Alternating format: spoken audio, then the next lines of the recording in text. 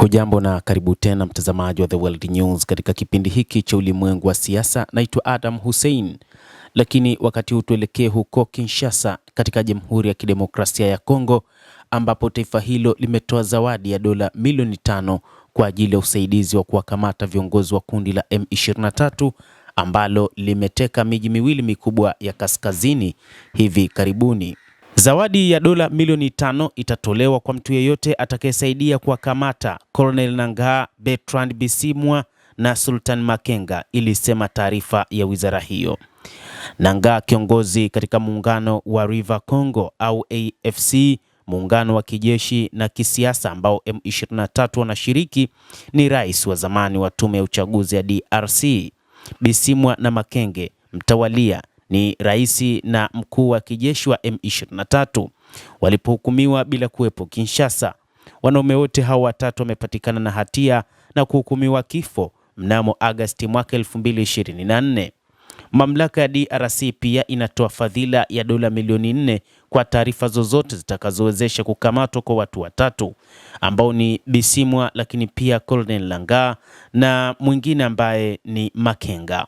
Mamlaka nchini DRC inasema walioshirikiana nao kukimbia na watu wengine wanaotafutwa, ilisema taarifa hiyo, ambapo kundi hilo la M23 ambalo kwa mujibu wa wataalamu wa Umoja wa Mataifa linaungwa mkono na wanajeshi 4,000 wa kutoka nchini Rwanda, zilianzisha mapambano dhidi ya serikali mjini Kinshasa tangu mwaka 2021 na tangu wakati huo limeteka maeneo mengi ya Kivu Kaskazini ambayo yanapakana na Rwanda. Shambulizi makali katika wiki za hivi karibuni yameteka mji mkuu wa mkoa wa Goma na Bukavu, miji mikuu katika mkoa jirani wa Kivu Kusini.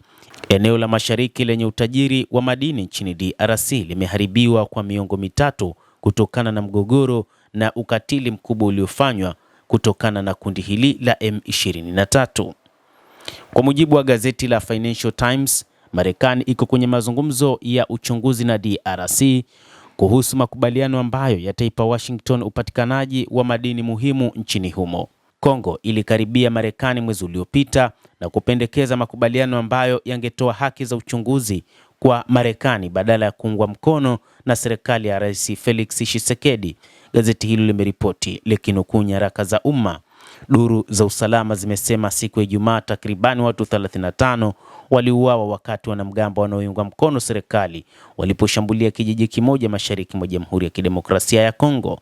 Shambulizi hilo limetokea mwendo wa saa 3 asubuhi siku ya Alhamisi katika kijiji cha Tambi katika eneo la Masisi katika jimbo la Kivu Kaskazini ambalo linadhibitiwa na kundi la waasi wa M23 ambao wanaungwa mkono na Rwanda. Chanzo cha usalama kimesema kuwa takribani watu 35 wameuawa katika shambulio hilo, huku vyanzo vya ndani na watu walioshuhudia wakisema idadi ya waliouawa ni zaidi ya 40.